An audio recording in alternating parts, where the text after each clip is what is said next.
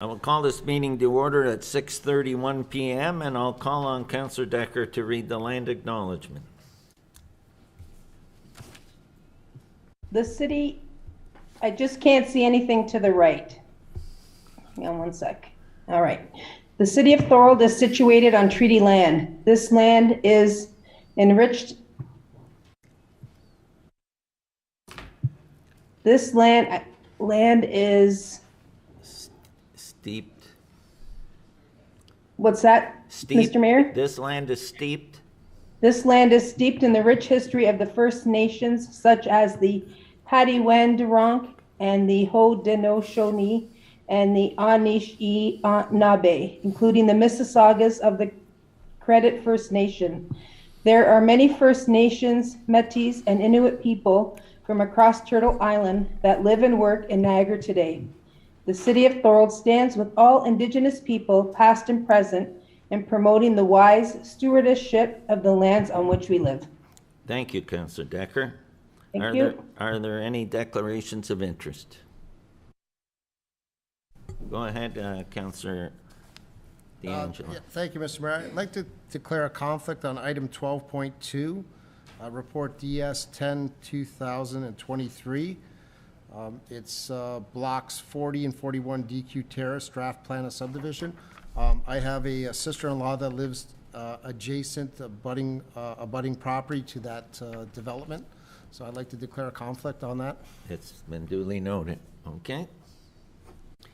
Adoption of the agenda. Can I get a mover and a seconder to adopt the agenda? I got Councillor DeRose and Councillor Sentence.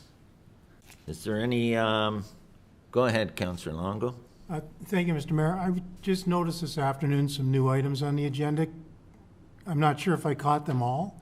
Can we get an update on what's just been added in the last 24 hours? I will get the clerk to update you on that.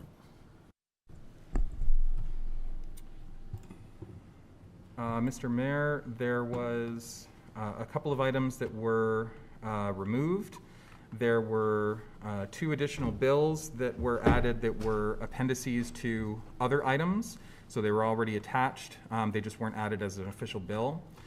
There was an attachment added to go along with a confidential verbal update in the closed session. And I believe that's it for new items added since it was originally published. Okay. So I had a mover and a seconder. I'll call the question. All those in favor? Opposed? That is carried. Adoption of the minutes. Can I get a mover and a seconder to adopt the minutes? I got Councillor D'Angelo as a mover and Councillor O'Hara as a seconder to adopt the minutes C1 2023 and CL 2 2023 special meetings. I'll call the question. All those in favor? Opposed? That is carried. Mayor's report. Our heartfelt condolences, thoughts, and prayers go out to the family and friends of former City Councillor Robert Holland. Bob served as a councillor for 22 years, and after retiring from Ontario Paper Company in 1987, he was a volunteer driver for Meals on Wheels for 15 years. He also served on the Board of Managers of the St. Andrew's Presbyterian Church for several years and was very active in our community. On February 8th, I attended the Niagara Board of Trade and Commerce Lunch and Learn at Club Capri. Economic Development Manager Ken Schultens was the guest speaker, and he spoke on the government's role in business retention, expansion, and investment attraction. On February 13th, I attended the Ontario Trillium Foundation recognition event where they announced a $55,000 grant to the Thorold Community Activities Group to be used towards the replacement of the shingled portion of the TCAG facility roof. Also in attendance were Town Crier and event MC Tony Vandermaas, Ontario Trillium Foundation volunteer William Thompson, TCAG Executive Director Megan Gilchrist, MP Jeff Birch, TCAG Board Chair Ken McCory, as well as Councillor and TCAG Board Member Ken Sentence. On February 13th, I attended Fire Station 1, where Enbridge Gas, Thorold Fire Emergency Services, and the Fire Marshal's Public Fire Safety Council announced that they are working together to improve home safety and bring fire and carbon monoxide-related deaths down to zero. Thorold Fire and Emergency Services received 228 combination smoke and carbon monoxide detector alarms aimed at seniors through Safe Community Project Zero, a public education campaign that will provide more than 8,000 alarms to 50 municipalities across Ontario.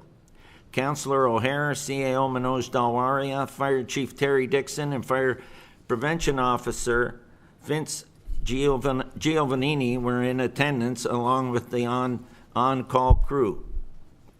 On Friday, February 24th, MP Vance Vadaway met virtually with Niagara Centre mayors, Mayor Cisco, Campion Steele, and myself to discuss riding issues concerned in funding opportunities in the upcoming federal budget.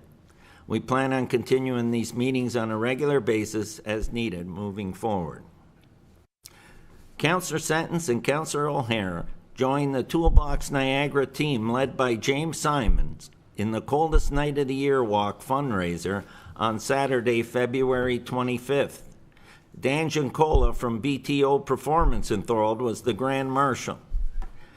The funds raised went to local charities serving people experiencing hurt, hunger, and homelessness. It was a great event and well supported. In total, Start Me Up Niagara raised over $160,000. Congratulations to everyone involved and to the great success of this fundraiser. March 8th is International Women's Day. It is a global day that recognizes and celebrates the social, economic, cultural, and political achievements of women. The day also marks a call to action for accelerating women's equality. The theme this year is #Embrace Equity. From March 6th to March 10th, Niagara Nutrition Partners is hosting their annual Great Big Crunch campaign to celebrate nutrition and to raise awareness about various food discussions, including every child's right to access high-quality, healthy food during school hours. This is the 4th annual local crunch in support of the 24,000 students in Niagara served daily. For more information, please visit niagaranutritionpartners.ca. Applications have been extended to March 10th for various City of Thorold committees and boards of management. Please visit the city website and Facebook page for further information. City of Thorold 2023 Summer Student Employment Recruitment is now open. The city is currently accepting applications for a variety of summer positions. Please visit the city website for more information at thorold.ca. March break is Monday, March 13th through Friday, March 17th, which is also St. Patrick's Day. All elementary and secondary schools are closed that week.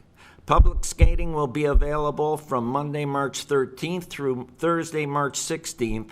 Please check the city website for times and availability. In closing, it's that time of the year again to set your clocks ahead on Sunday, March the 12th. It is a good time to test your smoke and carbon monoxide detectors and replace batteries. That's Sunday, March 12th. And that's the end of my mayor's remarks. Presentations.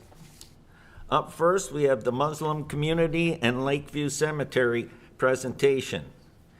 I'll call on Ayman Assad Mahmoud, President, and Ayman of Mosque Asia for the presentation respecting the Lakeview Cemetery. Welcome. And I hope I pronounced everything correct, and if not, please correct me.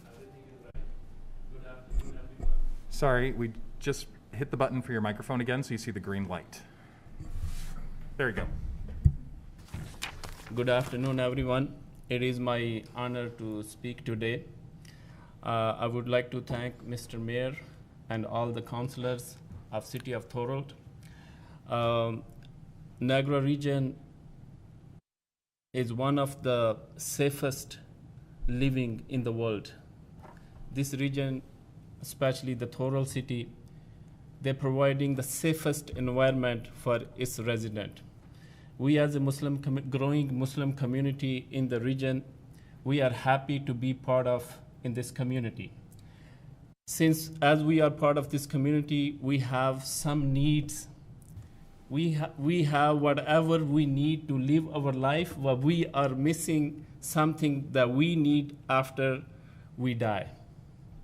I am very sure that the Christian community, Italian community, Jewish community, Chinese community, they have their own cemetery, but we are missing a Muslim cemetery in the region. We have no idea what we will do if my mother, my friend, my relative, my neighbor, or any one of my friend die right now, and what to do with the body. Should we transport it from city to city and area to area to bury our loved ones? I know we live all together on the same street, but we all love to be next to our loved ones after we die. So it will be nice to have a designated spot for Muslims. Unfortunately, it's been a year that I have been in touch with this city, and we haven't have any solution or anything that to start with from the city. So this is something that we want the city to look at it on an immediate basis. And also, we will pay to the city, and this will bring more money to the city. Like I said, I'm the president of Mosque Aisha in Thorold, as well as I'm the president of Mosque Aisha Niagara Falls. I voluntarily work with Niagara Detention Center. I provide them counseling to their inmates. I'm very well involved in the community, and I know every time we have a burial, we have no clue where to go. So I request Mr. Mayor and the rest of the councillor, please look into this issue, this situation, as we are part of this community. We are part of this city. We are bringing businesses. We are bringing our family members and loved ones to this community because this is the safest community we find. We want our children to grow in this community. And of course, if we're growing in this community, at the end, we will die in this community. And cemetery is one of the basic need of any resident in any city in the world. So that's all I need to present today. Thank you, everyone. I'm very sure that this city will not ignore. They will look into the issue that we are facing right now. Thank you very much. Thank you. And you stay at the podium in case we have questions from our members of council. Any questions for Imam Assad? Mahmoud. Go ahead, Councillor. Thank you, Mr. Mayor. Through you, Tamad. Is there a designated area you have been to the cemetery in Thorold? Have you chosen an area, or you want the city to make a presentation and work with you in a designated area? Yes, there is a designated area that we would like to, start off with. I think it needs some development or a basic road system that we can get to the area. I'm aware that the land is available, but it's need a source of water and a road to get to that area. Okay, thank you, Mr. Mayor. So we know your needs. Thank you very much. Go ahead, Councillor D'Angelo. Thank you, Mr. Mayor. Just to follow up Councillor Hanley's questions, you did visit our Lakeview Cemetery, and because there's a vast amount of land there, yes. And also on the horizon, we're looking at building or adding to the mausoleum that's currently there.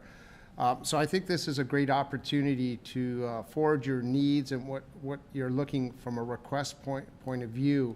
Do you have something in specific of needs that you require, and can you forward that to the city so that could be implemented in our plans moving forward? I mean, we can come up with any plan that, a city actually will make money from us, not lose anything. For example, if we have 6 burial a year and city is about to do some investment in that area, we can commit to buy 20 grave every year, even we only bury 6 people. We can agree to any plan that will benefit the city and benefit us. But this need, we have to have it. This facility, we have to have it.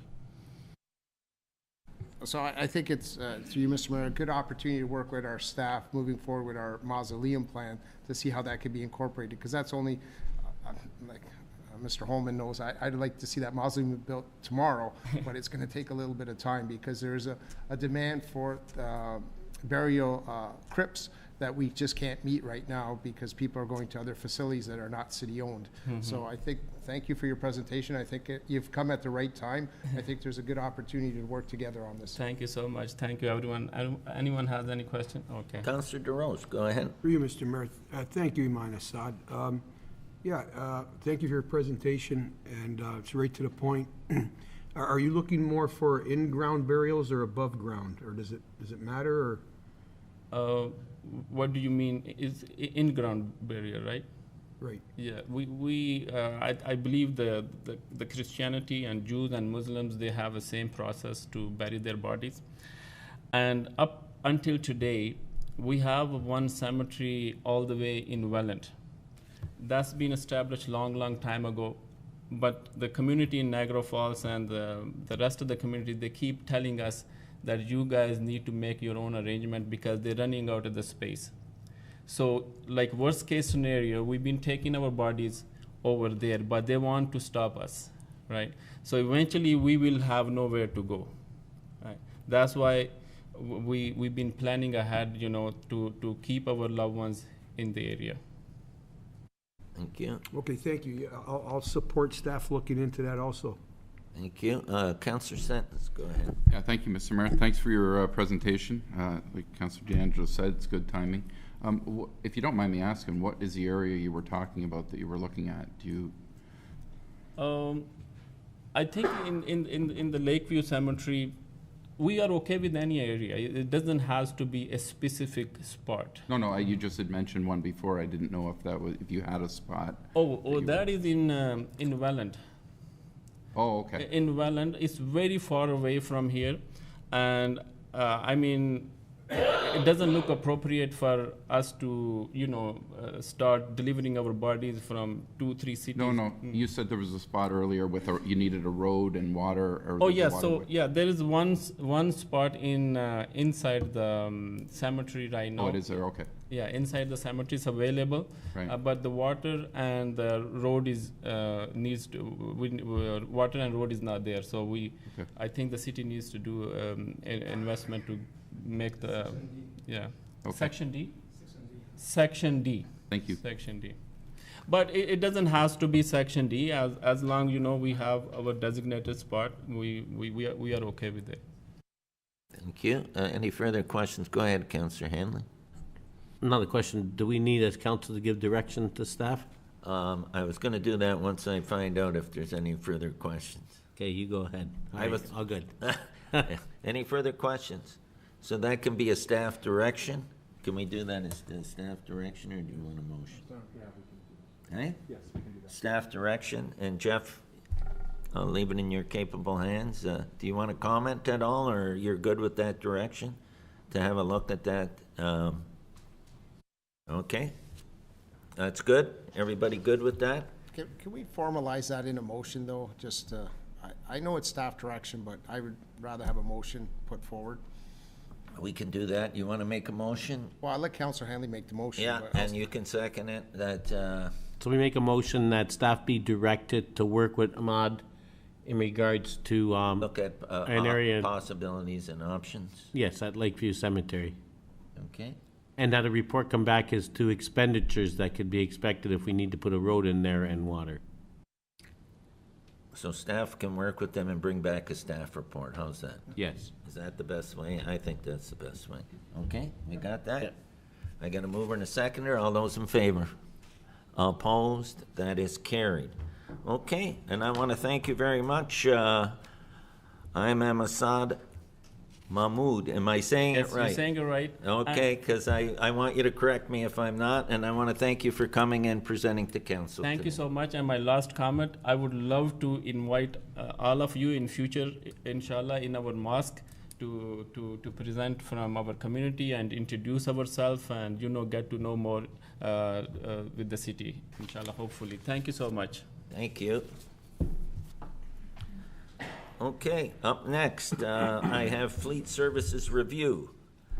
Bruce Peaver, partner, Jamie Cameron, Director of Global Infrastructure, and Brad Sasan, Manager at KPMG. I'll call on Bruce, Jamie, and Brad from KPMG for a presentation respecting the Fleet Services Review.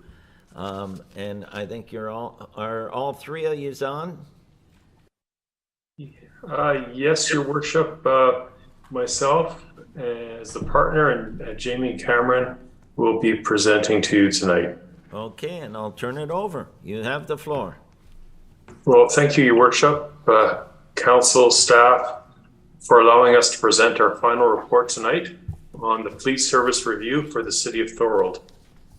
Brad, if you could flip the page to the project objectives. I'm just going to go through the high-level outline of the project, and then I'm going to turn it over to our engagement manager to talk about the actual recommendations that are coming out of the study. So the City of Thorold was seeking a full assessment of the city's fleet to guide future operating and capital budgets and forecasts.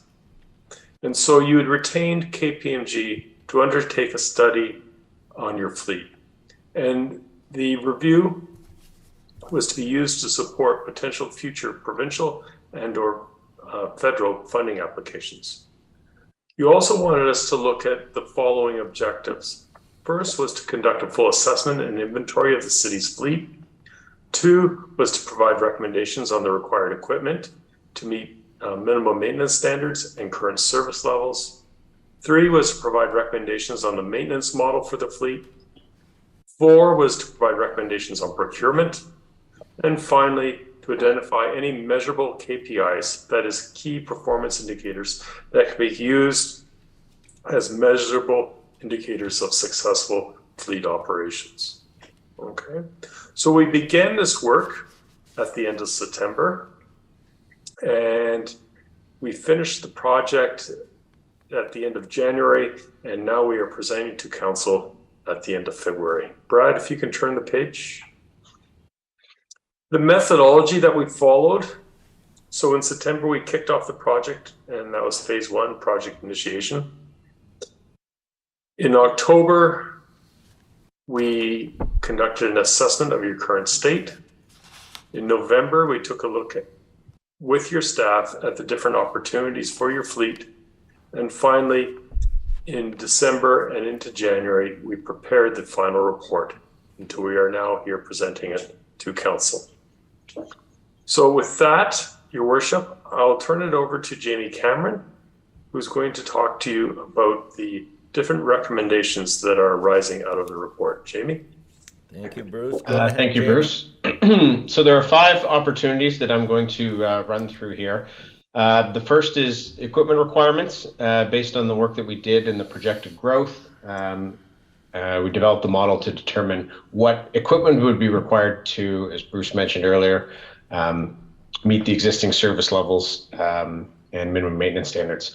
Also talking about the procurement model based on your current state assessment and the best practices, looking at purchasing versus leasing fleet equipment, opportunity or recommended maintenance model for the city's fleet, measurable KPIs to increase the effectiveness of the information on containing your fleet data. And finally, quickly a look at leading practice, what cost implications would be for the greening of the fleet and the opportunity to transition to a greener fleet in the future. As Bruce mentioned earlier, core recommendations here are based on a model we did, building up, bottoms up development of a model of all of the activities that you do within public works, what equipment is required to deliver those activities, and then how the number of person days those activities will require will change based on the growth that the city has projected.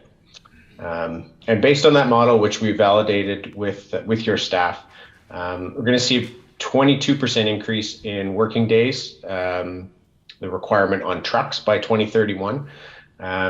Based on that model, you're currently slightly over capacity in terms of the number of hours and versus the number of fleet, with a current fleet of 15 pickup trucks, and based on our analysis, a required inventory of 16 trucks.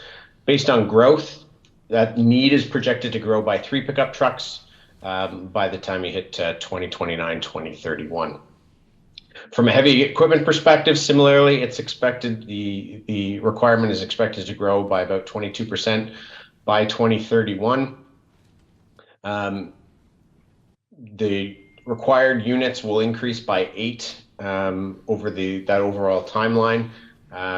And the major pieces there include a sweeper, a backhoe, and a tractor. Again, based on the growth and activities associated with growth in development. From a roads and winter maintenance equipment perspective, we were looking at this to make sure that we were maintaining the same level of standard for snow clearing, which is over and above the provincial minimum standards.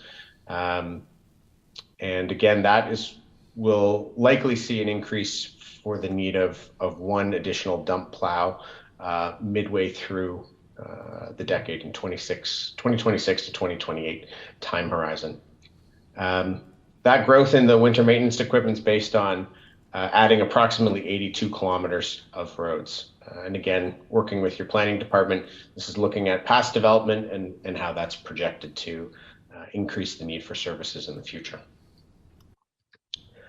From a procurement model perspective, we were looking through all of the fleet vehicles or the truck vehicles. We did some comparative analysis here to show the difference between purchasing versus a 4 or 8 month rental for pickup trucks. We often see this in organizations where some of the pickup trucks have a later utilization, particularly over the summertime. That's usually driven by parks recreation type vehicles being driven less. So another option is for doing a long-term rental for some of those vehicles on an annual basis when you have that additional need. The cost comparison that we did here is based on the average number of kilometers a vehicle might be used in a particular year, what the actual average annual cost per kilometer of use would be for a purchase at different kilometer levels versus different rentals and the kilometers that you might see over the period of time of renting a vehicle for that long. And this is based on, those kilometers are based on our experience doing this with other municipalities. So if you have a pickup truck, for example, that has relatively low utilization at that 4,500 kilometer or so range, anything below that, it would be more cost effective to be renting that vehicle as opposed to purchase one and drive it at that utilization. From an equipment maintenance model perspective, currently the city employs 2 full-time mechanics responsible for servicing the fleet. They manage all of the minor and major repairs on the fleet with very little in the way of outsourced mechanic work. Looking at the needs going forward, you can see that we project that there'll be a deficiency in the equivalent number of hours required to support the fleet going forward, which shows currently potentially short about the equivalent of 0.4 of a full-time employee for fleet. So there are various opportunity or methods of dealing with that. One of them could be to outsource some specialized work and maintain the work with the mechanics that you have on the based on their specialized skill set. Another alternative would be to procure another in-house mechanic for those types of services to meet that deficiency that you're going to see in the future. From a performance metrics and data perspective, one thing that we're seeing from a lot of municipalities is continued improvement in the data that's being collected on their fleets and how they're using that information to make decisions about their equipment, when to replace, and whether to replace with a purchase or a leased vehicle. So there are a number of frameworks that we've identified, leading practices, some KPIs that can be used to increase the efficiency and effectiveness of your fleet. One of the examples here has to do with utilization reporting. What we've given is some of the low utilization rates that are used for a number of municipalities and where we think that the city of Thorold may fit within that. And again, this is a way for you to understand where vehicles may be underutilized so you can make decisions in the future on how best to allocate dollars for the fleet. The last one I want to talk about is green fleet. A lot of discussion has been made about electric vehicles. We're only starting to see electric vehicle options in the pickup truck space, which is one of the primary areas that the municipal fleets will be dealing with. Our analysis focused on pickup trucks here, using an example of a Ford F-150 compared to vehicles that you would have in your fleet today. And based on average kilometers that are used on your vehicles of this type, fuel costs, depreciation costs, this is exclusive of the actual charging infrastructure, but even though there's a significant difference you can see in the purchase price of those vehicles, there's actually would be a slight cost savings on an ownership per kilometer basis, very small, 1% at this point in time, but this can give you a comparison of how even a couple of years ago, this type of comparison wouldn't be possible. And that is the end of our presentation. So we're happy to answer any questions. Thank you very much. And now I'll open the floor up for questions. Go ahead, Councillor Thorold. Through you, Mr. Mayor. Thank you for the presentation. Just a quick question. The only pickup truck available now, and I've got a story right here that Ford stopped the production of electric 150 vehicles after a battery fire. Are you still recommending with a 1 cent saving? Would you still recommend that route in the near future? I should note that we put that comparison up to show that there are potential from a cost parity perspective. It's relatively close now. There's a lot of other reasons to or not pick an electric vehicle at this point in time. I can go back to this vehicle. Use case example for another one. If there's a lot of towing, those considerations still need to come into play. But the main point here is from a cost perspective, it is a bit of a wash now, but there are some other subjective reasons why you wouldn't now. Realistically, we haven't seen a lot of municipal fleets pushing into the transition of their pickup truck fleet, a lot more on the light duty vehicles, obviously. But this is something that we think there will be a move towards this over the time horizon that we're talking about here, going out to 2031, but likely not in the next year or two. Thank you. Mr. Mayor, when it's time to can I ask staff a question after they're finished? Yes, Please, the report will be going on the floor, so yes. Thank you. Yeah. Questions to the presenter? Go ahead, Councillor Dan. Thank you, Mr. Mayor. Through you to the presenter, when you determine the costs that are allocated here through your report, does that take into consideration any bulk purchasing or any group purchasing with other municipalities or a regional municipality? No, these calculations do not account for the bulk purchasing, but one thing that we have seen in a number of our studies are that increasingly we're seeing ways where either municipalities are working together or with the region, either on group procurement, whether it's for materials, whether it's for fleet, even in some cases looking at facilities. So no, that's not contemplated here, but there are, we have seen that there are some opportunities when looking at that. I should note also that for some of the greener fleet, there are other funding mechanisms available that can potentially play into that, and some of those can be leveraged with more of that group procurement as well. Okay, and then just further to that, Mr. Mayor, you mentioned procurement for parts also. Mechanic-wise, we're lucky enough to have the Region of Niagara's yard in our community. Did you look at anything like that in terms of costing of, because you mentioned here we're going to be looking at an additional 0.4 FTEs. Is that something that the Region of Niagara could provide services to the city of Thorold for some of our equipment? Because they have very similar equipment. They have large plow sanders that go out, and their yard is in Thorold where their mechanics are located. We did not look into that as a part of this report, but we have seen in other regions, Wellington as an example, in work that we've done in the past, where there are those discussions about sharing some of those mechanic duties and service level agreements in order to help fill a full FTE, whether it's in one location or another. So that would be an opportunity that we've seen elsewhere that might be available to you. Okay, that answers my question. So there's some opportunities for us that other communities. Any further questions? Go ahead, Councillor O'Hare. Thank you, Mr. Mayor. Through you, I just have a question, Mr. Cameron, and thank you very much for your presentation and the information. Quite thorough.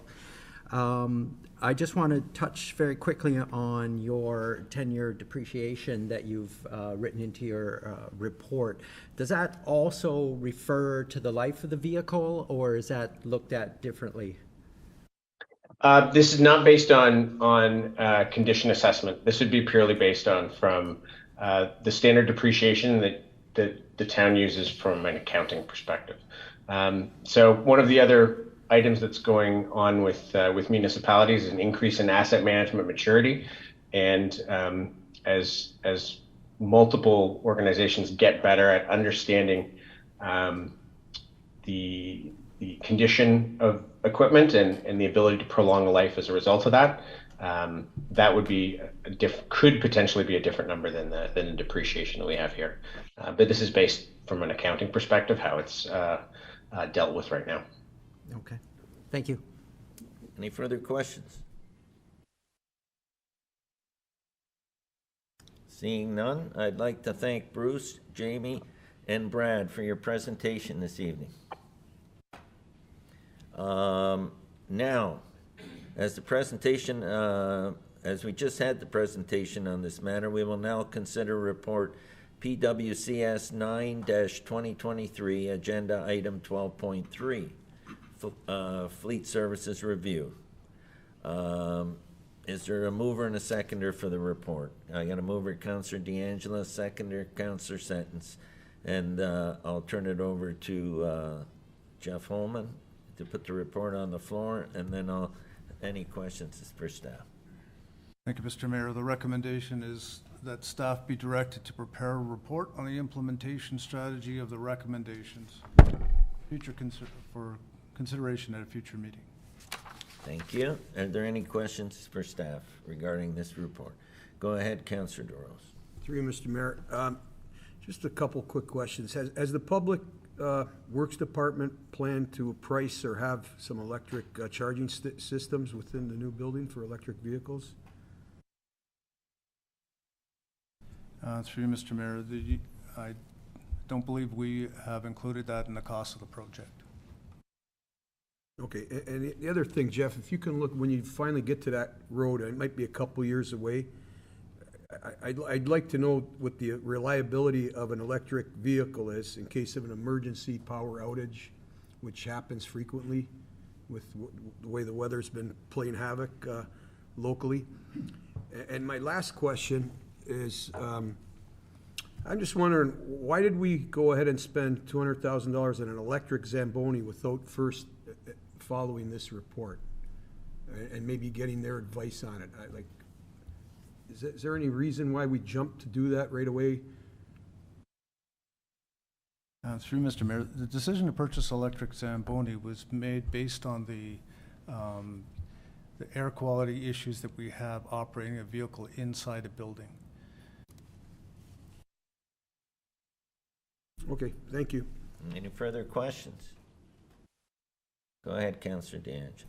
Thank you, Mr. Mayor. They're not questions, but I just want to re-highlight what I asked the consultant, was that we investigate into possibilities of working with the region in terms of their mechanics to meet our needs, as I'd like to see that encompassed in the report, how that would figure. I'm not saying it's going to work or not, but we need further information on that, so that needs to be included in the report.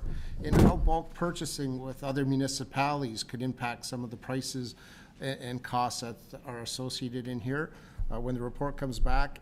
And I'm not sure if this is just a current situation or if it's going to be a trend moving into the future regarding getting a vehicle. They're not easy to get anymore. the timeline is anywhere from 4 months to a year to get some vehicles, depending on the type. So I think that needs to be considered in the report too. If that is a continuous trend that's going to be moving forward, how you're going to manage the timeline of getting vehicles when you need them. So those are a few items I'd like to see in the report when it comes back forward. Thank you. Duly noted.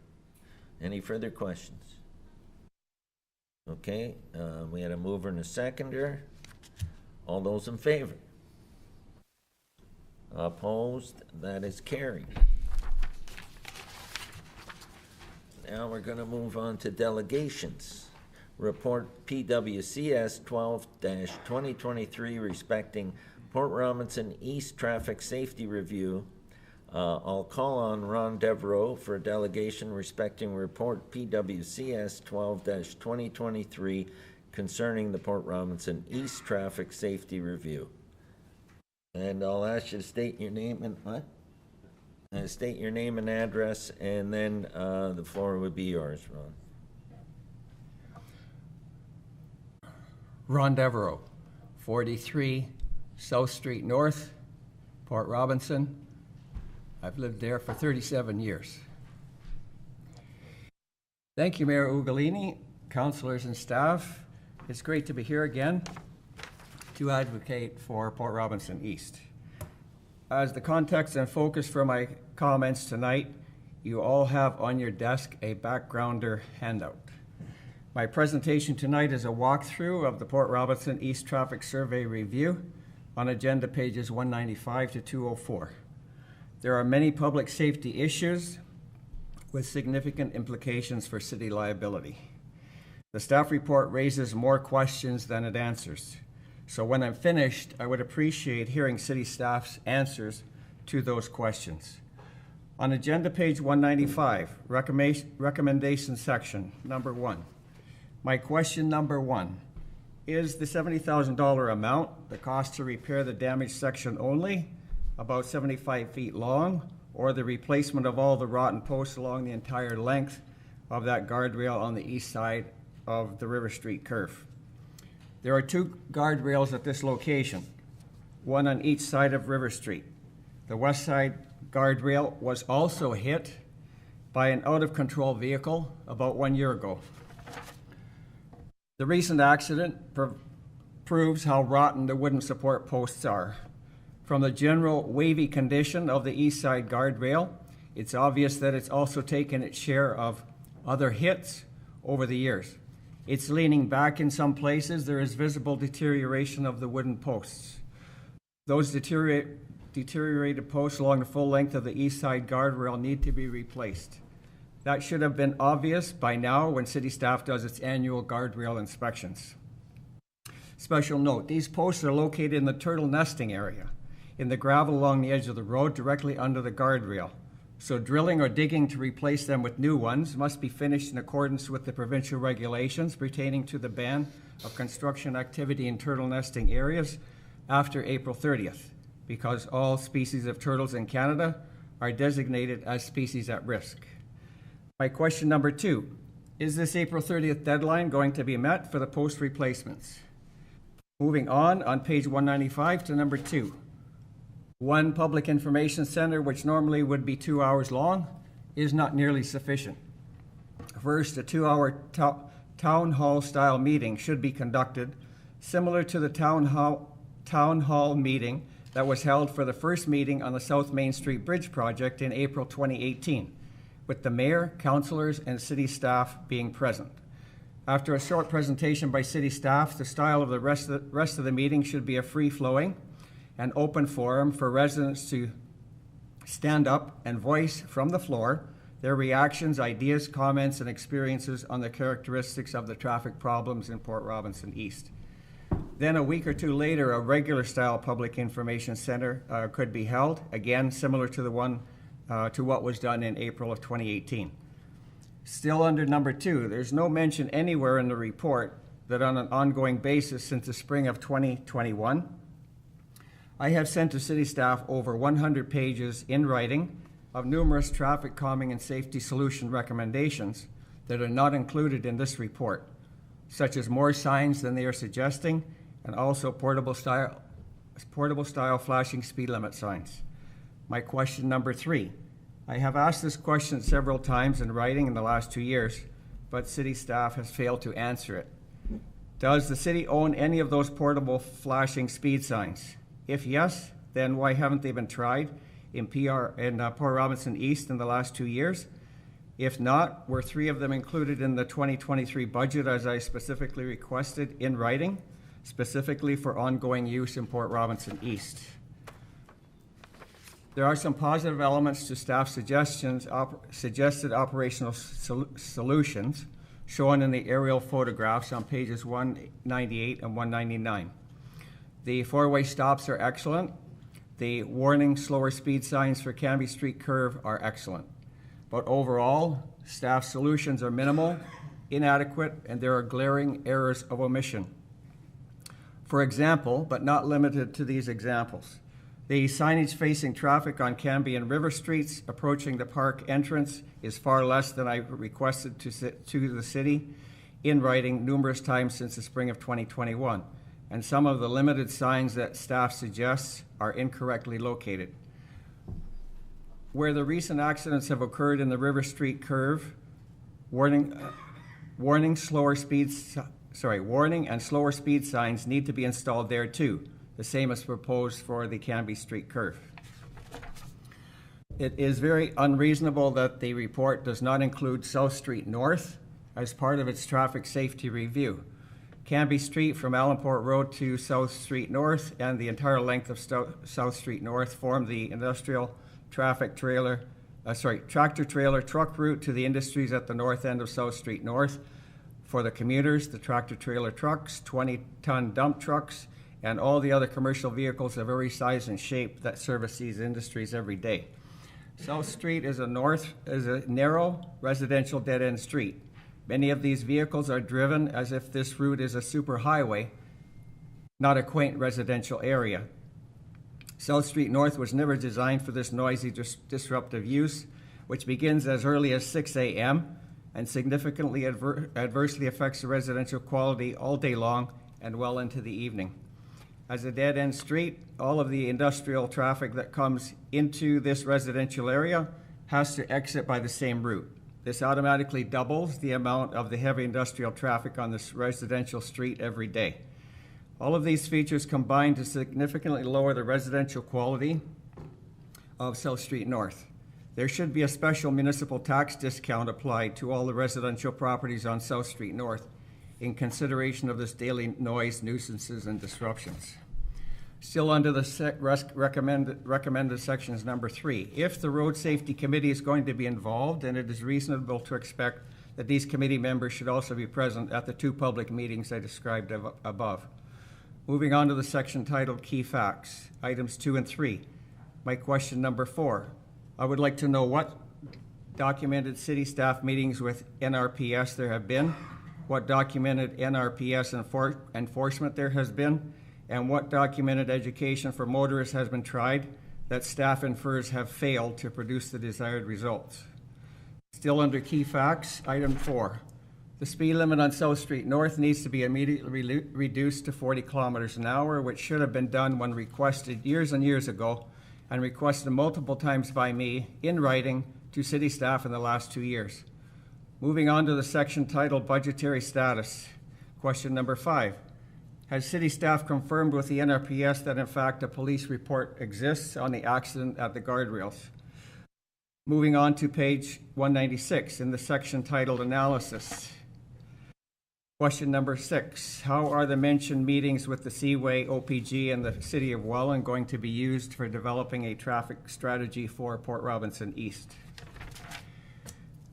In a related issue, as a top priority item of the Port Robinson East residents since 2016 is the repaving of River Street from South Street North to Cross Street, which was dug up for a water main installation, but the asphalt was not replaced to the pre-construction condition. It was only patched, and it gets worse every year. Question number 7, is that repaving included in the 2023 budget to be done this year, as I have annually been requesting in writing? In closing, I'm extending an open invitation to Mayor Ugolini, all councilors, the CAO, the Director of Operations, and any other city staff, and the Road Safety Committee members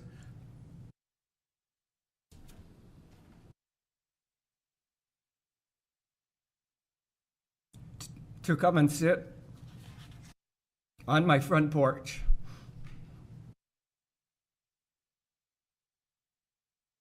and view the traffic situation any weekday morning from 6 to 8:30 a.m.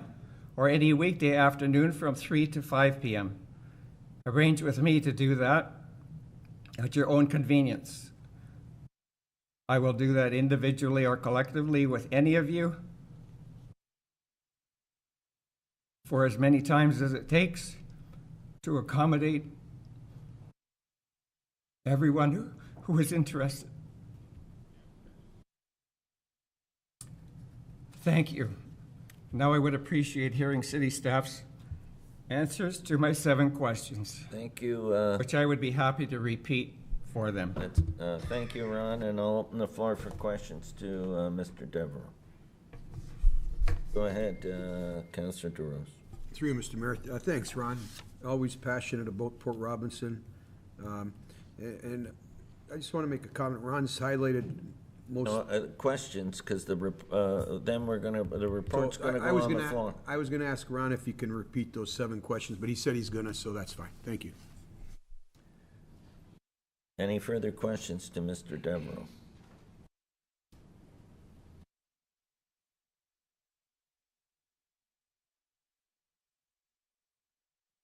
Okay, seeing none, thank you, Mr. Devereaux, for your presentation.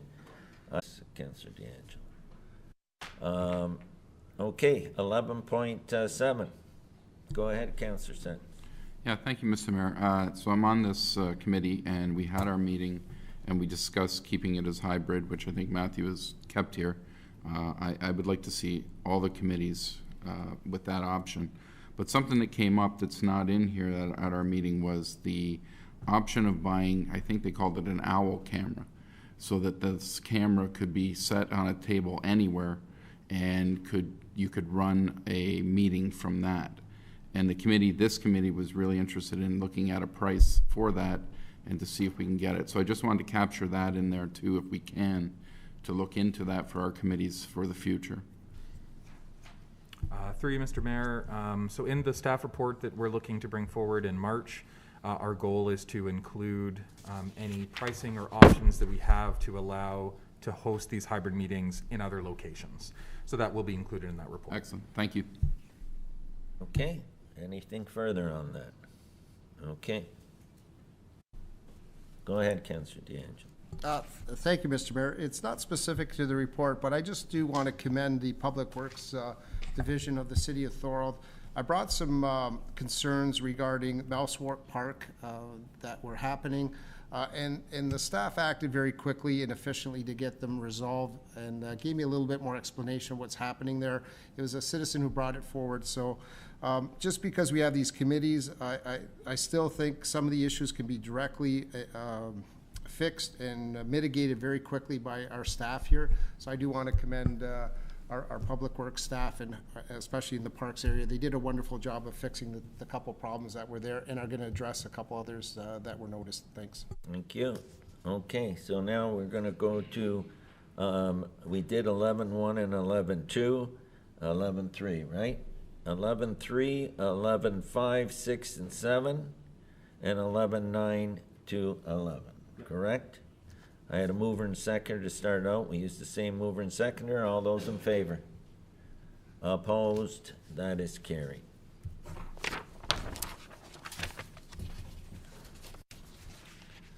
Items for consideration.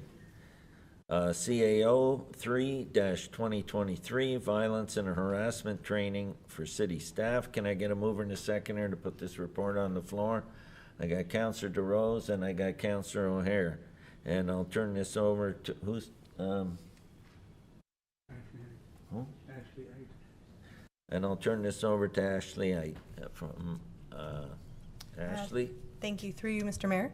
The report CAO 3 2023, dated February 28th, respecting violence and harassment training for city staff, be received and the following recommendations be approved. That the violence and harassment training for city staff be approved at the cost of $3,600. That the amount remaining in the encumbrance reserve for the verbal intervention training of $2,353 be reallocated to the violence and harassment training, and that the cost of the remaining $1,247 be funded from the encumbrance reserve. And I'll open this floor for questions. Are there any questions regarding this? Seeing none, I had a mover and a seconder. All those in favor? Opposed? That is carried. Thank you, Ashley. DS 10-2023 DQ Terrace, Block 40 and Block 41, draft plan of vacant land condominium, file number DO7-02-2022 and DO7-03-2022.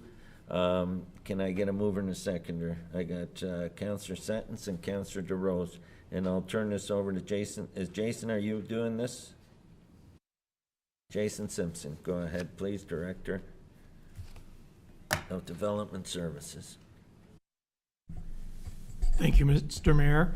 The recommendations of this report are: 1, that Development Services Report DS 10-2023 be received. 2, that application D07-02-2022 for a proposed draft plan of vacant land condominium on Ivy Crescent, consisting of an 11-unit townhouse development, applying to property legally described as Block 40, Plan 59M-478 in the City of Thorold, be approved, subject to the conditions noted in Attachment A of the staff report. And 3, that the application D07-03-2022 for a proposed draft plan of vacant land condominium on Ivy Crescent, consisting of a 10-unit townhouse development, applying to property legally described as Block 41, Plan 59M-478 in the City of Thorold, be approved, subject to the conditions noted in Attachment B of the report. That concludes the recommendations. Thank you, and I'll open the floor for questions. Are there any questions regarding this? Seeing none, all those in favor? Opposed? That is carried. CLKC 35-2023, Councillor appointments to the Tourism Committee and the Diversity, Equity, and Inclusion Advisory Committee. Can I get a mover and a seconder? Can I get a mover and a seconder? Councillor Hanley and Councillor Longo. Do you want me to read this part now? Sure. And Councillor Decker has put her name forward for nomination to the Tourism Advisory Committee as well. Are there any additional nominations from Council?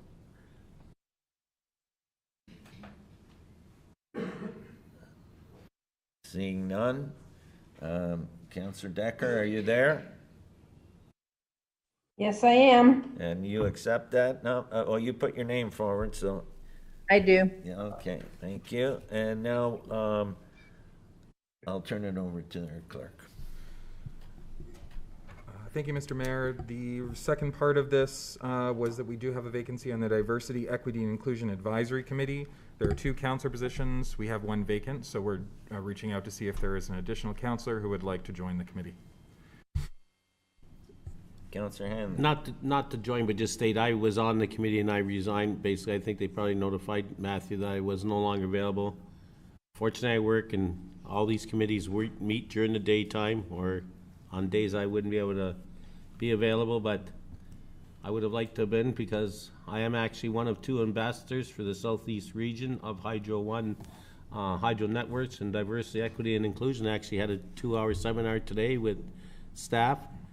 So I'm hoping that whoever takes position, that stuff, it's an ever-changing world out there today, and the needs, and as tonight with the gentleman Muslim was here tonight, and the different cultures that are becoming part of our society, and many immigrants are coming to the workforce that otherwise wouldn't. So it's a great committee, and I'm sure with Councillor O'Hara and whoever takes it, it'll be a worthwhile venture. Thank you so much, Councillor Hanley. So we need someone to sit on that committee. If no one's willing to put their name forward tonight, please give it thought. And Councillor DeAngelo. I'm just saying, when does the committee meet? Through you, Mr. Mayor, I'll ask Sydney to correct me if I'm wrong, but I believe we're at the first Thursday of every month at 5 o'clock. Okay, I'm somewhat interested. I just have to verify my schedule that I can attend. So I'll get back to the clerk on this. That would be great. Okay, thank you. So, Mr. Mayor, you can call the motion to receive the report and to appoint Councillor Decker to. Okay, the motion is to receive the report and appoint Councillor Decker to the Tourism Advisory Committee. All those in favor? Opposed? That is carried. Where are we now? Notices of motion. Councillor DeRose. Thank you, Mr. Mayor. Through you, I just want to bring up a notice of motion. It was on the advice of the Honorable Vance Badaway. I had the pleasure of speaking to him last week, and I was kind of giving him my opinion of the hundreds of millions we're spending on the federal government level on spending on outside consultants, and his answer was that all levels of government do this. He told me to ask our city how much they spend on outside consultants. So my modus notion is, can staff prepare? It doesn't have to be the next meeting, a couple meetings from now, but I know you guys are bogged down with important work, but I'd like to know how much the city of Thorold spent on outside consultants. So that notice of motion will have to get put together to be on next month's agenda. Yeah, and it's just about the amount Thorold has spent on outside consultants in 2022. And if it could be in detail, that'd be great. And I'll ask the clerk to work with you on that. Okay. Okay, is that fine? Thank You're you, good yes. with that? Thank you, Mr. Mayor. Okay. And secondly, I just wanted to get an update on the initiatives of our council's declaration several months ago that Thorold declare a state of emergency on mental health, addiction, and homelessness. I've been trying to help some people in the area that are really struggling. Now I'm getting, and I don't mind. Just, you'll deal with the clerk on that and then bring the notice of motion at the next meeting regarding that, on the status of that. We don't. Oh, okay, so you don't want me to talk about it? Just okay. Tonight so you're bringing a notice, and then you can, and then the notice you'll speak on it at the next meeting. Gotcha. Okay? Thank you, Mr. Mayor. So but I will tell you that they got passed at the region last meeting. I watched and I was excited and thrilled. So that was one of the goals was to get everybody on. I even showed part of the meeting to my kids at school during health. Yeah. Thank you, Mr. Mayor. Thank you. Okay. Motions. Call on Councillor Decker for her motion respecting the LCBO. Thank you, Mr. Mayor. Through you. In accordance with the notice and submission deadline requirements of Section 11.1 of the City of Thorold's procedural bylaw, the city clerk received from myself, Councillor Decker, a motion to be brought forward for consideration at the February 28th. Oh. Yeah, and the motion's up. Do you have Okay, that motion? thank you. Whereas the City of Thorold has experienced significant population growth in recent years, whereas the lack of an LCBO store in the City of Thorold presents an inconvenience for residents, whereas an LCBO store would contribute to the economic growth of the City of Thorold by providing employment opportunities and increasing foot traffic to local businesses, and whereas other municipalities of similar size and population have an LCBO store within their borders. Now therefore be it resolved that the Corporation of the City of Thorold enacts as follows: that the Mayor of the City of Thorold be directed to write a letter to the Liquor Control Board of Ontario on behalf of Council to request that an LCBO store be brought back to the City of Thorold, and that the letter include information respecting the population growth of the City of Thorold, the inconvenience faced by residents, and the economic benefits that an LCBO store would bring to the city. Thank you. Thank you, Councillor. Is there any questions regarding that motion? Go ahead, Councillor Hanlon. Can I ask, through you, Mr. Mayor, to Councillor Decker, have you reached out to anybody at the Liquor Control Board and done any research in regards to such? Yeah, I have been working with Jeff Birch, and we've reached out to the LCBO, and I've been working with Todd Marr at Foodland. He was permitted a liquor license prior to COVID, and then once COVID came, it came to a standstill. So Jeff Birch's office has been working with the LCBO, but I think a letter from our mayor could help possibly get an LCBO back to Thorold. If I could just comment, it, not take away, I'll support it, but I do know that some years ago, we had put out a request when we lost our liquor store, and the reasoning was that, if a lot of remember, when you went to St. Catharines to buy liquor, they were asking for your postal code, and they used that as a justification. Actually, Walter Zelznick, who ended up being the mayor of St. Catharines and the Thorold Business Club at that time, the Chamber of Commerce actually supported the move to the Pendale Plaza.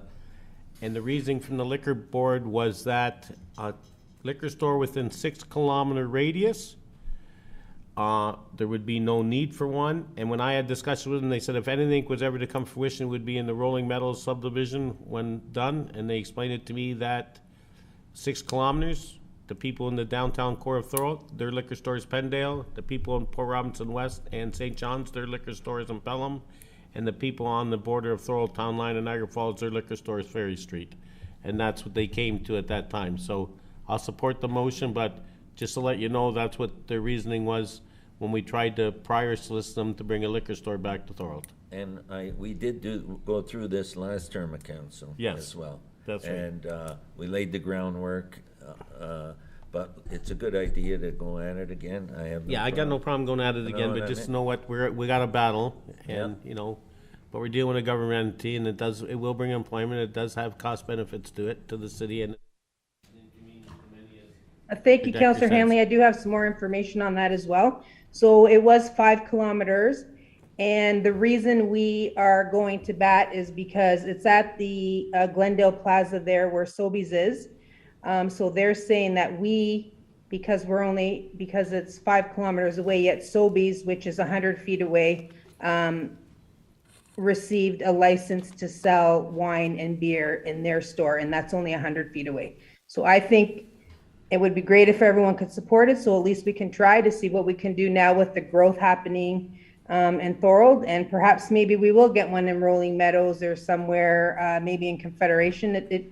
I don't know. As long as maybe we can bring one back, that's what we're looking to do. Thank you. Any further questions? Go ahead, Councillor D'Angelo. Thank you, Mr. Mayor.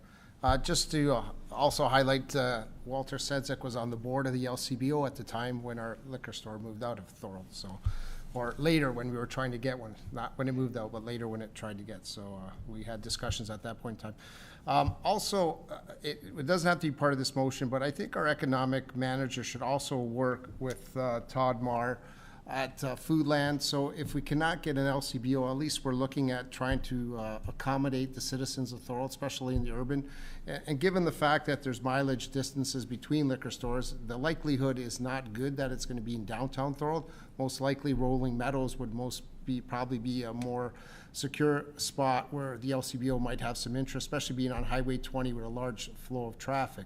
So I still think we need to help serve our citizens, and one at or I shouldn't say Todd Marr, but Foodland is a good example of where a satellite or a smaller version or a wine shop can benefit the citizens of Thorold. So I think it should be a two-pronged approach, that we should put some time from the Economic Development Department into helping one of the retail businesses in our community to establish that, because from what I read in the paper here, he did have a license prior to COVID, and then for some reason it didn't move forward. So maybe it's a bit of help from the city to get that moving forward. I think a two-pronged approach on this issue might be helpful. Thank you. Did you have your hand up? Thank you. Sorry, Mr. Mayor. No. Did you want to? I got Councillor Daviditis next. Okay. Yeah, I agree with LCBO, Mr. Mayor. Stevensville has it in a little store. Shirkston Shores has a little one. And I agree with what Councillor D'Angelo said. I think Foodland would be a perfect spot for it.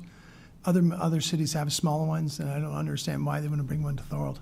Thank you. Anyone else? Go ahead, Councillor DeRose. Through you, Mr. Mayor, if anybody can answer, I thought the one in Thorold South, the Avondale there had some beer and wine, am I incorrect? Did they at one time? Not that I'm aware of. Okay, I thought they did for some reason. Thank you. Did you want to say anything before I call the vote? Go ahead. Yes, sorry, Councillor I did omit our economic development officer's name by accident. Sorry, Ken. I have had conversation with Ken, and he will be speaking with Todd at Foodland to see what they can do to get this application reinstated for him at Foodland as well. Thank you. Any further discussion? Just need a seconder still, Mr. Mayor. Oh, okay, I got a seconder, Councillor Sentence. Movers, Councillor Decker. All those in favor? Opposed? That is carried. 14.2, Code of Conduct in the Charter of Rights and Freedoms. Mr. Mayor, I had a motion on the floor. I've not withdrawn it. I know we got correspondence today, but my motion hasn't been withdrawn from the floor. And I did do it in accordance with the notice and submission deadline requirements of section 11.1 of the Thorold City Procedural Bylaw. The city clerk received it from me, and I brought it forward for consideration for tonight's meeting. I haven't withdrawn that motion. I sent a letter to the clerk saying I wouldn't withdraw it. I wanted to talk on the information that was received from the Integrity Commissioner. I have a concern with that. I believe that the opinion... 1 second. I'll turn it over to the clerk. Did you want to speak prior to? I think before we say anything, that nothing's technically on the floor yet. So if you'd like to put the motion on the floor, we can then have the discussion on it, unless Councillor Handley wanted to speak in closed about any matters. I don't want to speak in close. If you want me, I will read the motion, and then I will read. I believe that I should be able to comment on the information that was received by the Integrity Commissioner in regards to my motion, because I didn't ask for a solicitation in regards to my motion to the Integrity Commissioner, which the city clerk did go out and solicit it, and I believe that that should not have occurred for the simple fact that the matter is that I believe that the Integrity Commissioner may have a conflict of interest, for he has presently been named in a lawsuit that was filed. I'll turn it over to the clerk. A lawsuit. So, Mr. Mayor, we did reach out to the Integrity Commissioner sort of as a preemptive, seeing that this motion was coming, knowing that we're going to have to consult on any changes that we're going to be adding if this passes to the Code of Conduct. Not knowing that, of course, it would be council's decision if they wanted to go ahead with this particular motion and they did not want us to consult with our current Integrity Commissioner for any reason. We could certainly seek legal advice from another avenue. I appreciate that, and that's what I'd like to hear. I believe we should get legal advice from a constitutional law firm that deals with the Charter of Rights and Freedoms and constitutional law, not solicit information from an individual who is in fact responsible for punishing an individual who may breach those charters or so-called charters. And again, Mr. Mayor, I don't want to go too far down the road of debate until it's actually on the floor. That being said, my only comment on the motion as it stands is dealing with the Charter of Rights and Freedoms. To the point of the motion, it is the supreme law in Canada, and every action taken by City Council is subject to that law, whether it's written in it or not. Whether we have it in a bylaw, whether it's in our Code of Conduct or a procedural bylaw, it is subject to the code or to the charter, and it can be appealed based on that as well. So that's really my only additional comment to it. And I don't want to debate it either, because, see, I don't want to debate it either. See, it's being debated now. No, it isn't, because I'm just saying put the motion on the floor, and put the motion on the floor, but I was wanting to maybe come to a compromise. Well, and what compromise are you looking for, Councillor Hamlin? I believe that if we did solicit information from a law firm, that it shouldn't be the Integrity Commissioner who is part of the punishment basis for a complaint. We need to get a constitutional lawyer. Okay, I'll let but we need, see it. and I would ask that we go to a law firm that is experienced in constitutional law. That's what we need. Because I've solicited information. So, Mr. Mayor, I think what I'd recommend is let's put the motion on the floor. If council wishes to entertain the motion and would like to look into what's being requested, they can pass the motion and we can amend it so that staff are directed to seek additional legal counsel, as Councillor Hanley has suggested. Or I'd be appreciative of the that. direction. Okay, the motion, put the motion on the floor. Whereas the City of Thorold's current code of conduct policy does not respect or recognize one's civil rights, and whereas the current City of Thorold's code of conduct does not reflect, respect, or recognize one's rights as guaranteed by the Charter of Rights and Freedoms, and whereas city policy cannot override the Canadian Charter of Rights and Freedoms, and whereas the Charter is part of the Constitution of Canada, which is the supreme law of the country, and now therefore be resolved that the corporation, the City of Thorold, enacts as follow, that staff be directed to amend the current code of conduct policy to reflect, adhere, and recognize the Charter of Rights and Freedoms as guaranteed under the constitutional law known as the supreme law of the land. And if I could comment on that, the reason I brought it forward is that, see, I believe we don't adhere to it or respect it, for the simple matter is, it's well known that I attended a No More Lockdowns rally. The city suspended my pay through the Integrity Commissioner, but yet a court of law exonerated me from my charges because they deemed that there was no reasonable grounds for conviction because no laws had been broken.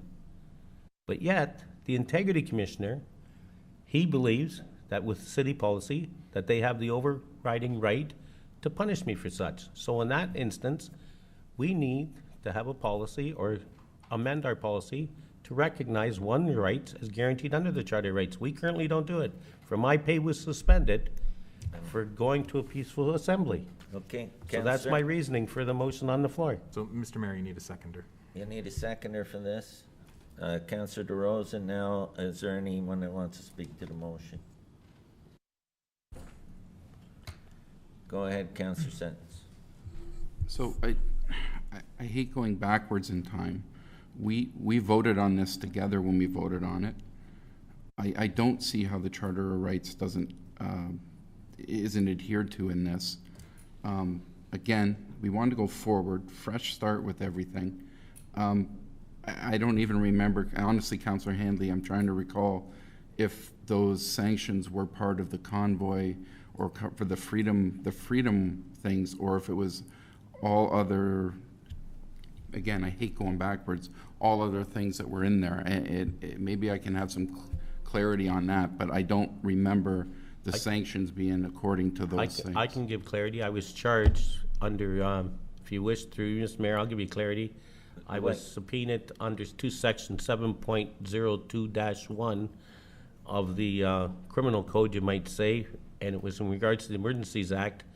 But what has never been recognized at the end of that 7.0.201 is that in long as it's not in violation or contravenes a person's Charter of Rights. Okay, thank you. And that's what it is. Councillors, Longo, you had your hand up, then Councillor Decker. Thank you, Mr. Mayor. It's easier to be quiet sometimes, but I won't. You know, I'll start off by saying that obviously everybody's rights and freedoms are extremely important, okay? Councillor Hanley, in his motion here, in my opinion, says a lot of things that Thorold's current code of conduct does not respect. I don't know if it does, because I'm not a constitutional expert or a rights and freedom expert. He wants staff to amend the current code of conduct, and I'm not, with all due respect to staff, I don't know how many experts we have that could do it on staff.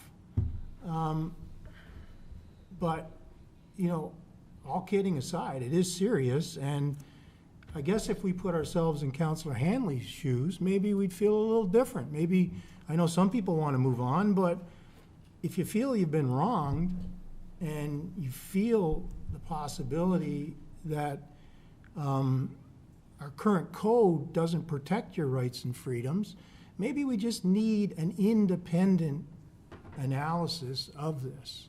Of the code? Of a code of conduct.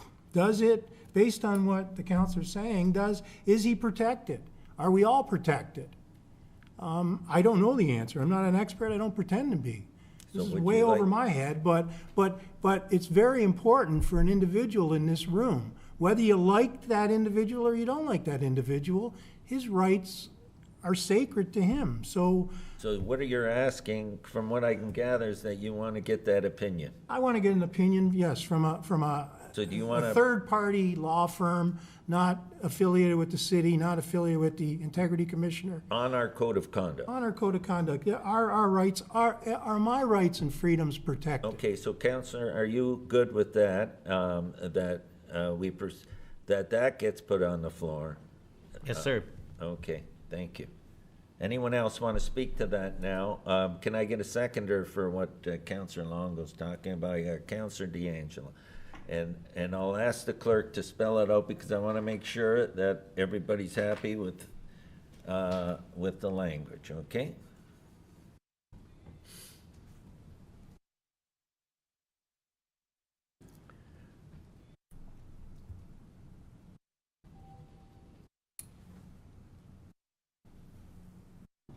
We're just gonna take that as the whole motion. Mr. Mayor, if you want to continue with questions. I can- Counselor Decker was next. Yep. You're finished, Counselor Longo, until he puts that together?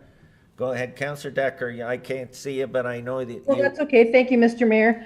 Yeah, I have the same concerns. I don't recall that when Counselor Hanley's pay was suspended, that it had anything to do with the Freedoms Act. And I, obviously, our right to freedom of speech, et cetera, is important. But before I would vote on this type of change, I would want to have an opinion on, I would want to have a second opinion from a legal person to sort of advise us So basically, of what we should do. So that's what I wanted to say. Right now, I will not support it until we do get a second opinion to make sure that we're doing the right thing. so thank you, Counselor Decker, but what we're doing now is putting together a motion that was put on the floor by Counselor Longo, and then to override, and that's the way we're gonna proceed, if that's the wish of council. Okay, thank you. Counselor Sentence, and then Counselor D'Angelo. Okay, so I have clarity. Again, moving on, one answers. So we do this, Counselor Longo and Counselor Handley. We do this, we get this opinion. This is the opinion we go with. Is that what we're saying? Like this will be That'll the be final. council's decision when the opinion comes. Okay, that's, Okay. I just want to, That's not my decision, that would be council's decision at the time. Counselor D'Angelo, go ahead. Just for clarity, so the motion that we're currently on the floor that's been duly moved and seconded is going to be removed? Yes, and we're gonna go with this motion, and Counselor Hanley told me that he was okay with that. And is that correct, Counselor Hanley? So he's Yes, I'm okay for another solicitor's opinion, be it that it's a law firm that has experience in constitutional rights. Yeah, okay. Staff, let's get this on. We'll have a little discussion on that, or as much discussion as you want to have, and then we'll move forward. Go ahead, Councilor D'Angelo. just procedurally wise, like this motion's been removed that we're looking at in front of us. So when the new, we have a new motion coming forward, we vote on that. If it's supported, then it sounds like we're going to get some information coming back to us. Does that mean this motion can be then moved forward at that point in time, or does it have to go through the process of notice of motion again? So is it just going to be put in an advance or whatever you say it, until we have the opinion? I'll let the clerk answer. Okay. If I understand the direction that we're looking for from council, Mr. Mayor, it would be essentially that staff be directed to obtain this legal opinion and then that the motion be deferred until we receive that legal opinion. Okay? Okay. That's it. And we had a mover, Counselor Longo moved it. Who seconded that one? No, it was Counselor D'Angelo. Okay. I just want to make sure I got it straight so that before we put the motion on the floor, once it's fully written here, and that everybody's good with the language, okay?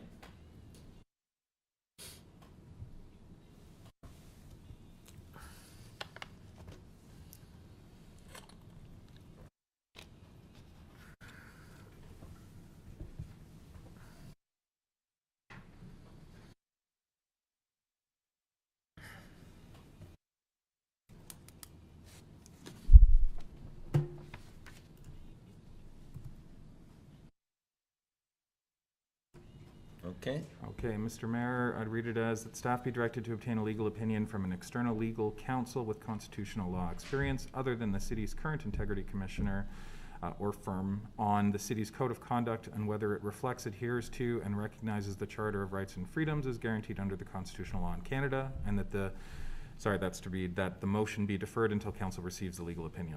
Is everybody good with that? Is that everybody good with that language? I think it's pretty clear. I had a mover and a seconder. All those in favor?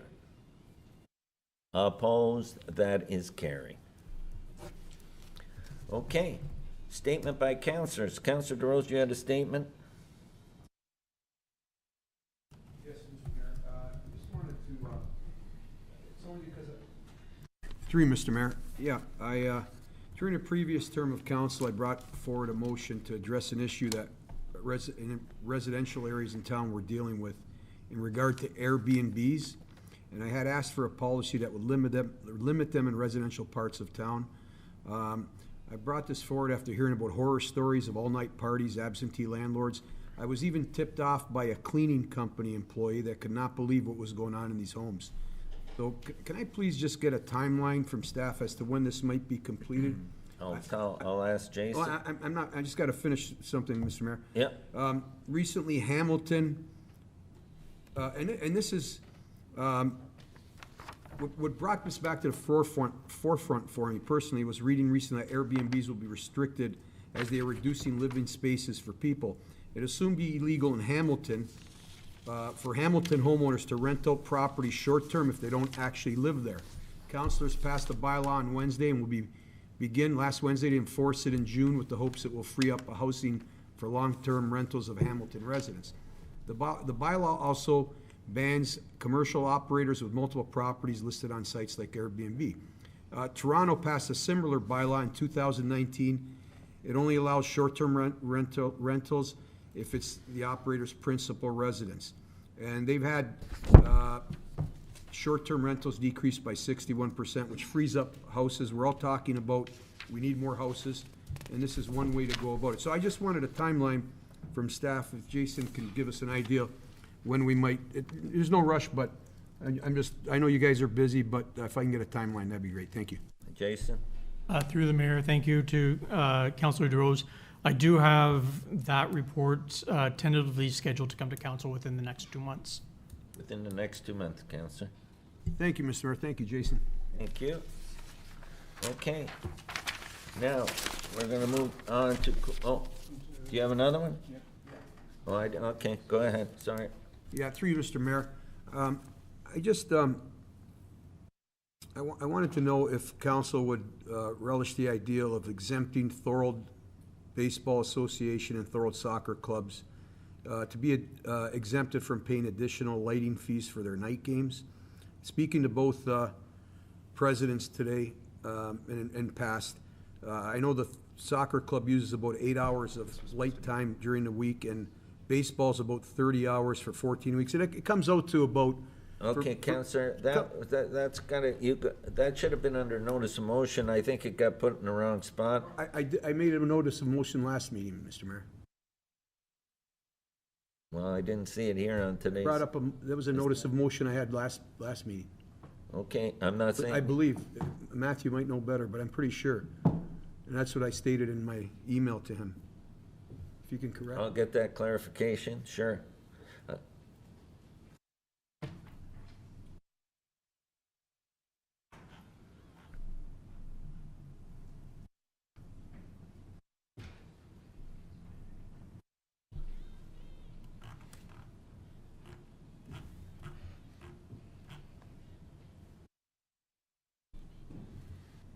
Sorry, Mr. Mayor. So this was he did provide notice at the previous meeting. So he would be able to bring this forward as a motion under motions. We should have had this brought up during the motion section. It is in order to receive the motion at this meeting. It would be up to you, Mr. Mayor, whether you'd like to receive it now or whether you'd ask that it be. Well, since it should have gone under motions and we finished motions, I'll accept receiving it right now, Councilor. Okay. Thank you, Mr. Mayor. So I just finished what I was saying. It's very short. So it works out, I think, about $7,500 for baseball, $2,500 for soccer, And I'm not talking about the private groups that use the field, such as the old timers on Friday nights or any tournaments that may be held at night. But I just think it's the money that will go back to these community organizations with both of them by the end of registration this year. I would think they're hitting, if you add both up, I think soccer's hitting about 600, baseball's hitting, Henry's 300, 400, yeah. So we're talking, this money could go back into their coffers. So you're asking for the lights and what else? The tournament fees? No, that's it. Just the lights not to be charged. It was in a report that staff put forward last summer that we accepted, and I didn't look at it. Not that there was tournament fees included, though. But yeah, I don't want to go there with tournament fees. I think just leave everything as is. This is about the getting charged for the lights. Okay.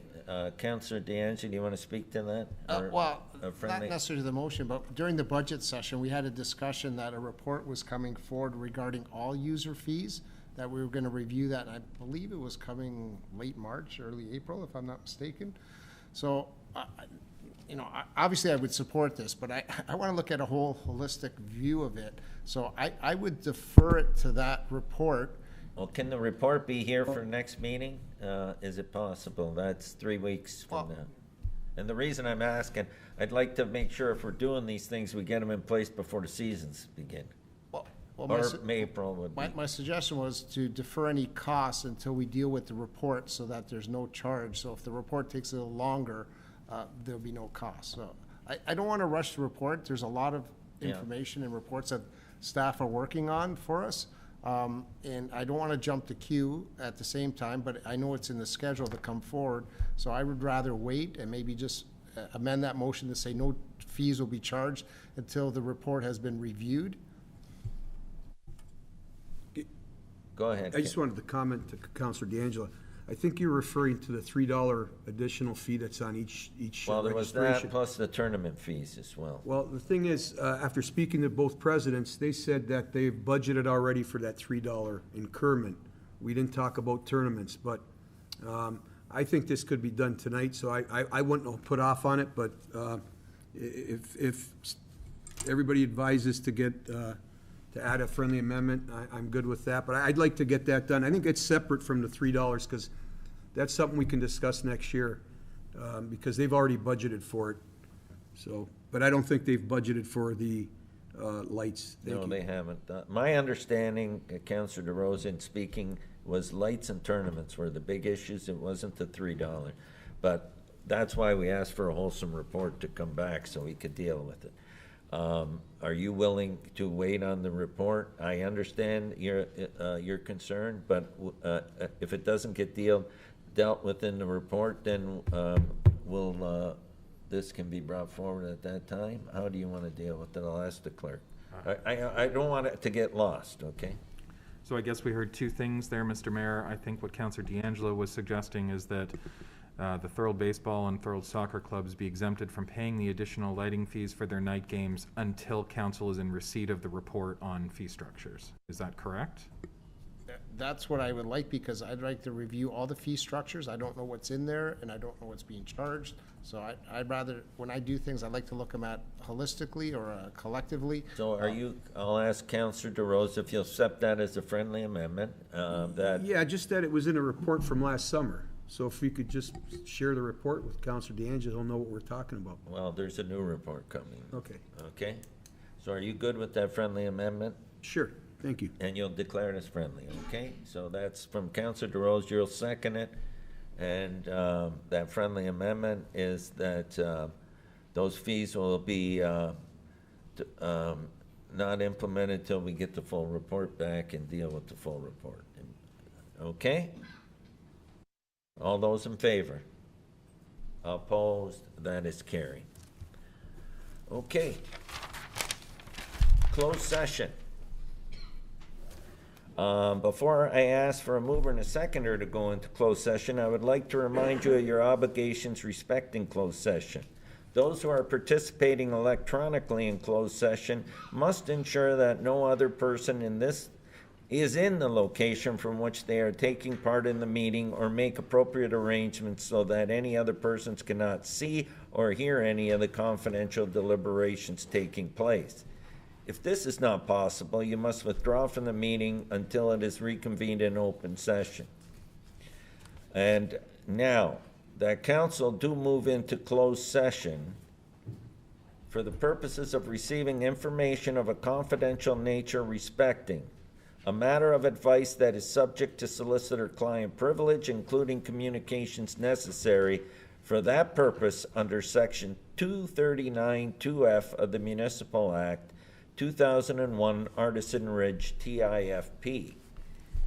A matter respecting personnel matters about an identifiable individual under Section 2B of the Municipal Act, 2001, public member appointments to committees.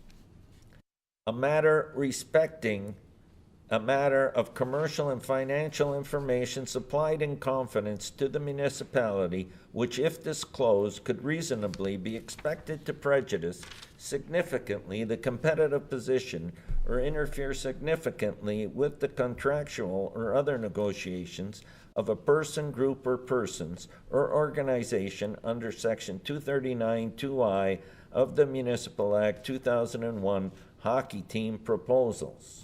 And before I ask for a mover and seconder, there was one other item that everybody received for information, and that was confidential correspondence CLKC 37/2023. Do I read that whole thing? The question would only be if council had So any questions. if everybody's good with that report you got, if not, we'll include that into this confidential discussion. Go ahead, Councillor DeAngelo. I just got a question on the last, not the last item, the previous one, where you talked about potential contractual obligations that might prejudice or provide information. My question is, I have some questions, but I guess we're going to go into closed session. If any of the contracts are signed, will the information become public knowledge? If and when we sign a contract with user group, the question is, would that then become public, Mr. Holman?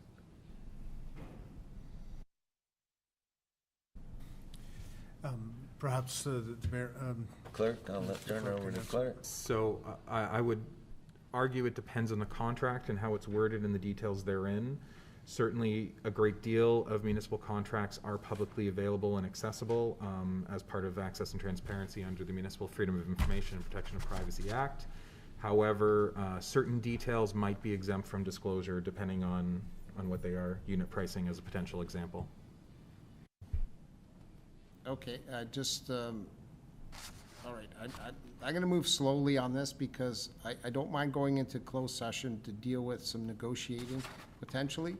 But again, at the end of the day, I think the public needs to know what the contract is. So I'll leave it at there for now, Mr. Mayor. But at the end of the day, if there is a contract, it's going to come back to council, and then we can have that debate at that time. That would be fine, Mr. Mayor. Thank you. Okay. Is everybody good? Does anybody have to discuss 16.4? Because I'm not including that in going into in-camera, and if I have to mention it. I don't see anybody wanting that. Okay. What? We're good then. So I need a mover and a seconder for the three items that I brought forward when I just spoke. Can I get a mover and a seconder to go into closed session? Mover, Councillor Senton, seconder, Councillor Hanley. All those in favor? Opposed? That is carried. We're going to take a couple of minute break because Councillor Decker has to go in on the closed session link because she's